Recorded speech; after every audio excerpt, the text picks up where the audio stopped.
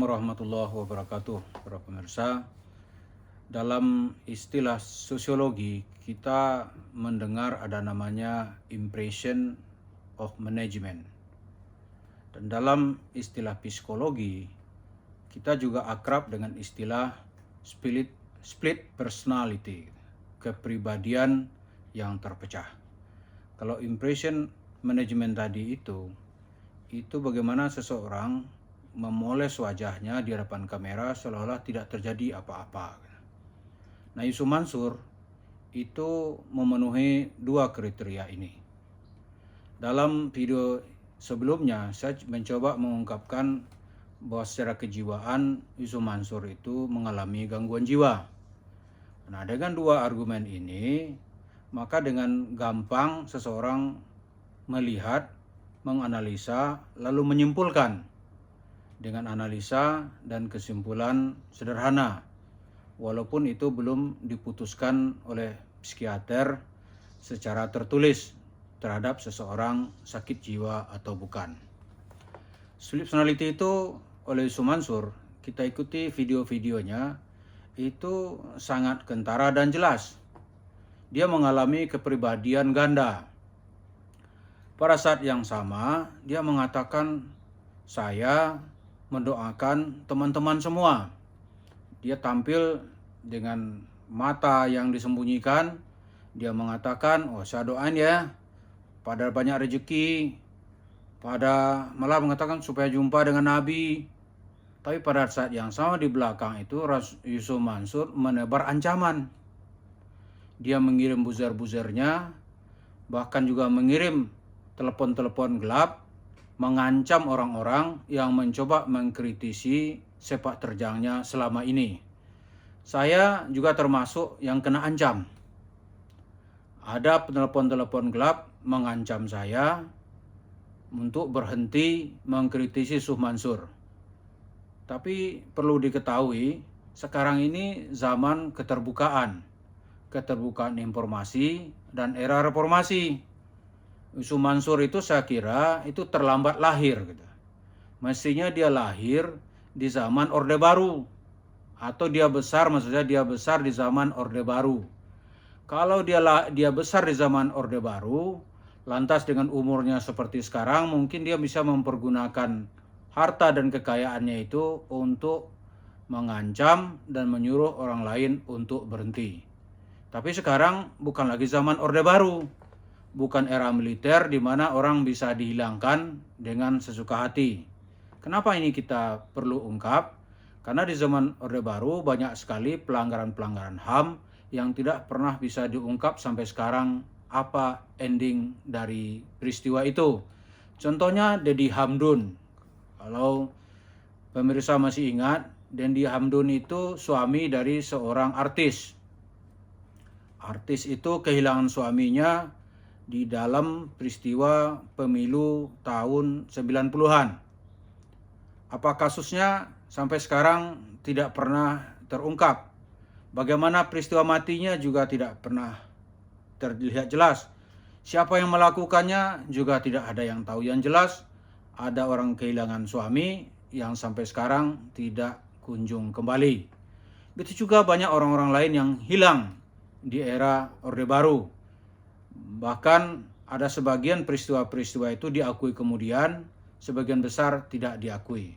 Yang diakui oleh Presiden Soeharto saat itu bahwa negaralah sebagai pelakunya, itu adalah peristiwa penembakan misterius atau Petrus yang terjadi di tahun 83-an. Peristiwa-peristiwa itu diakui oleh Presiden Soeharto seperti tertulis dalam buku biografi beliau, yaitu Soeharto Pikiran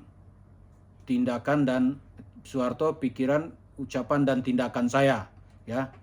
Buku itu ditulis oleh Ramadan KH lalu menyebar sebagai bacaan publik. Di situ Presiden sebagai kepala negara mengakui bahwa penembakan misterius di tahun 80-an itu memang dilakukan oleh negara. Nah, sekarang ini era reformasi, era keterbukaan. Jadi Yusuf Mansur tidak perlu menebar-nebar ancaman gitu. Kalau memang seseorang dinyatakan merugikan, ya ada pengadilan, Anda silahkan lapor. Kalau yang saya sampaikan ini sebuah fitnah, silahkan lapor gitu. Pengadilan tentu akan, ya polisi tentu akan sangat senang menerima laporan warga negara yang hak-hak sipilnya dilanggar. Nah, kembali kepada cerita split personality tadi. Pada saat yang sama Yusuf Mansur, aneh nggak apa-apa deh, aneh di rumah aja. Siapa yang masalah silakan datang ke rumah.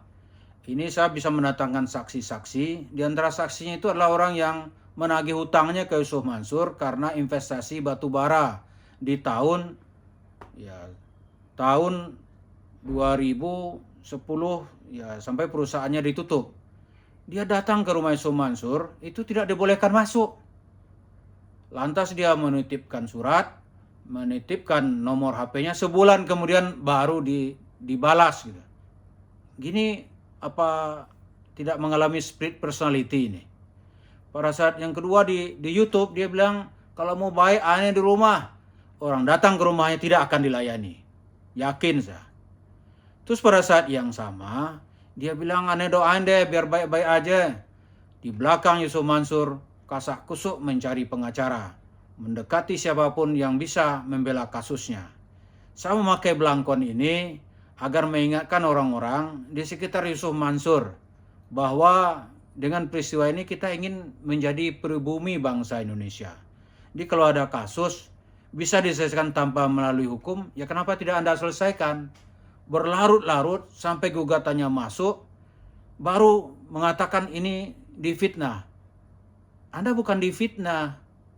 Dan silakanlah di luar pernyataan-pernyataan tidak berdosa, seolah-olah seperti orang tidak merasa bersalah, tidak ada dosa, kemudian pada saat yang sama tampil memberikan doa, berperilaku baik, tapi di belakang itu Yusuf Mansur menebar ancaman, di belakang itu Yusuf Mansur mencari pengacara-pengacara hebat untuk membela kasusnya. Sebagai negara hukum, ya tentu boleh-boleh saja, silahkan. Yang salah itu kalau main ancam-ancam. Saya misalnya, apakah saya berhenti kalau diancam? Terus terang sebagai pribadi, saya takut sama Mansur. Anda ini kan tidak ada tandingannya dalam soal harta. Semua ustadz-ustadz di Indonesia ini dikumpulkan, tidak ada yang sanggup menandingi Anda ya Syekh Mansur. Karena itu dapat dipahami, ada juga sekitar Yusuf Mansur itu, ada orang yang mengaku Habib mencoba memberikan justifikasi terhadap kesesatan dan manipulasi yang dilakukan Yusuf Mansur.